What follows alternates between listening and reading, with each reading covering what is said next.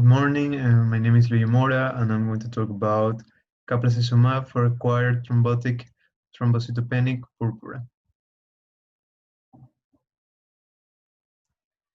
As a definition, we have that Caplacizumab is a von Willebrand factor-directed antibody fragment that targets the A1 domain of von Willebrand factor, thereby inhibiting the interaction between von Willebrand factor and platelets.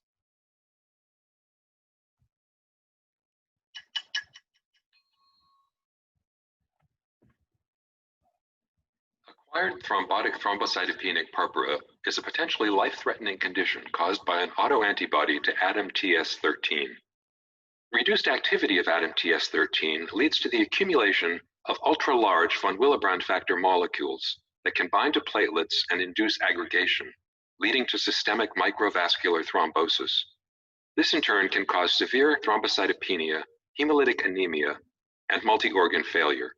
Caplacizumab is a nanobody, a single monomeric variable antibody domain that targets von Willebrand factor and blocks interactions with the GP1B receptors on platelets. Investigators conducted a phase 2 single-blind study at 56 sites worldwide, randomizing 75 patients with acquired thrombotic thrombocytopenic purpura to receive either caplacizumab or placebo, in addition to standard of care treatment, daily plasma exchange, and immunosuppressive therapy.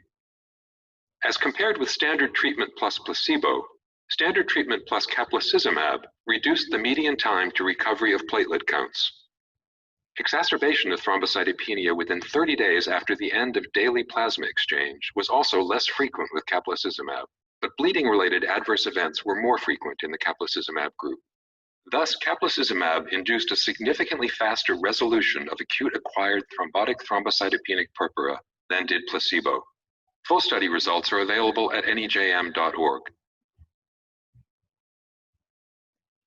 Well, about the applications in medicine, caplacizumab is indicated for acquired thrombotic thrombocytopenic purpura in combination with plasma exchange and immunosuppressive therapy.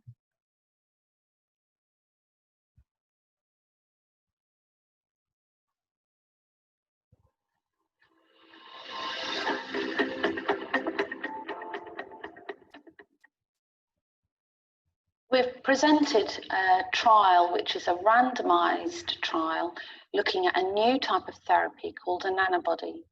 This is a very important molecule which can act specifically and be manipulated to prevent the platelet VWF binding. It was a randomized trial where patients received standard therapy and they either received drug or placebo before plasma exchange was started, and this was continued following plasma exchange on a daily basis for up to 30 days after achieving remission. And remission is defined by normalization of the platelet count. What we achieved actually was the number of the days for the normalization of the platelet was significantly lower for those patients that they were treated with caplacizumab. And as a secondary outcome was extremely interesting that because we could see that for 30 days that patients were treated with caplacizumab, they were protected to have exacerbation. There was few mucosal type of bleeding, but in none of the patients there was a need to use the concentrate to solve the problem of the bleeding. So I would say all over, the drug could increase minimally the mucosal type of bleeding, but not significant bleeding episode that could create a clinical alteration for the patient to prevent the use of this drug. About the pros and the cons, pros is that its bioavailability is high, about 90%, reaching a peak plasma concentration of about 500 nanograms per milliliter in the first 6 or 7 hours. The cons are that it has multiple side effects like epistaxis, headache, inhibal bleeding, fatigue, urticaria, pyrexia, and paresthesia.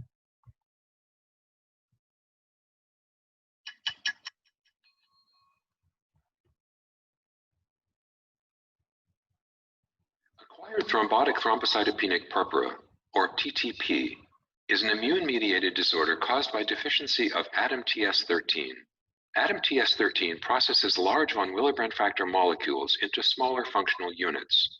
Lack of ADAMTS13 leads to unrestrained von Willebrand factor platelet adhesion, causing microthrombosis, thrombocytopenia, and hemolytic anemia. Caplacizumab is a humanized, bivalent, variable domain-only immunoglobulin fragment that inhibits von Willebrand factor platelet interaction and has been effective at reversing the thrombosis and hemolysis and correcting thrombocytopenia in phase 2 human studies. In this multicenter randomized placebo-controlled trial, 145 patients with a diagnosis of TTP based on clinical presentation who had had one previous plasma exchange treatment were randomized to 10 milligrams of caplacizumab daily or placebo, in addition to daily plasma exchange and glucocorticoids. The primary endpoint was the time to platelet count normalization. Patients who received caplacizumab achieved faster platelet count normalization than those who received placebo. At any given time, caplacizumab-treated patients were 1.55 times as likely to have a normal platelet count. The composite secondary outcome of TTP-related death, TTP recurrence, or major thromboembolic event occurred in significantly fewer patients who received caplacizumab. A greater proportion of patients who received caplacizumab had bleeding-related adverse effects, most of which resolved without intervention. The authors conclude that caplacizumab reduced the time to platelet count normalization and the incidence of a composite of TTP-related death, TTP recurrence, or major thromboembolic events. Full trial results are available at NEJ. About the issue applied in Ecuador, where in Ecuador the incidence and prevalence of acquired thrombotic thrombocytopenic purpura is unknown. So we don't have enough data to talk about the use of this drug in this kind of disease.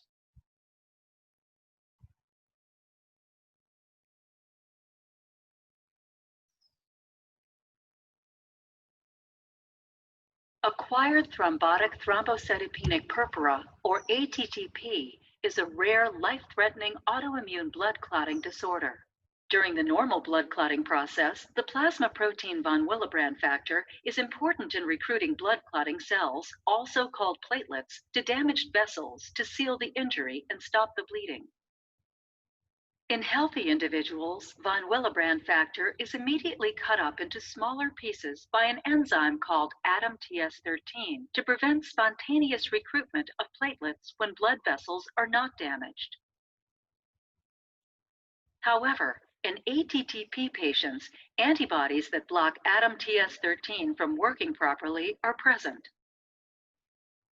This results in an accumulation of ultra-large von Willebrand factor molecules which will bind to blood platelets and cause excessive formation of blood clots. The formation of these blood clots in small blood vessels throughout the body leads to a severe reduction in platelets, also called thrombocytopenia, a further breakdown of red blood cells referred to as hemolytic anemia, and an insufficient blood supply to tissue, also known as tissue ischemia. This results in organ dysfunction, commonly involving the brain, heart, and kidneys, and may cause acute thromboembolic events such as stroke and heart attack. Despite the current standard of care, ATTP patients remain at risk for significant morbidity and mortality.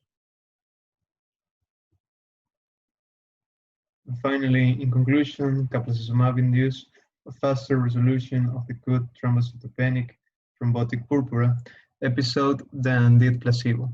The platelet protective effect of caplacizumab was maintained during the treatment period. Caplacizumab was associated with an increased tendency toward bleeding as compared with placebo.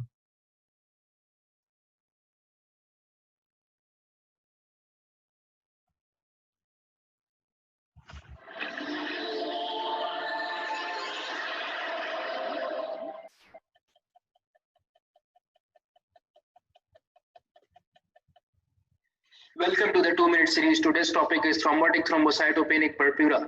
TTP is defined as a widespread intravascular formation of fibrin platelet thrombi. It is associated with an acquired or inherited deficiency of the enzyme ADAMTS13. Now, this enzyme is responsible for cleaving large multimers of von Willebrand factor, as you can see in this figure. Now these platelets get adhered to the 1 Willebrand factor, and in the absence of this enzyme, the multimers of 1 Willebrand factor are not cleaved, hence forming a thrombi. Now, clinically, TTP most often affects adult women. The inclusion criteria are the microangiopathic hemolytic anemia. Now you got this small blood vessel, and of course it is lined by endothelial cells. Now what happens in this case is you get a platelet fibrin thrombi right here, which blocks the blood vessel partially. So when RBC crosses this blood vessel, they get sheared and develop into cells that look like this, which is called schistocytes. And it is a hallmark of microangiopathic hemolytic anemia. Now this thrombi is a potential emboli, so when it gets stuck in the renal blood vessels, it causes decreased blood flow to the kidney, causing renal failure. And if it goes to the brain, it will cause decreased blood supply to the different parts of the brain, causing neurological abnormalities.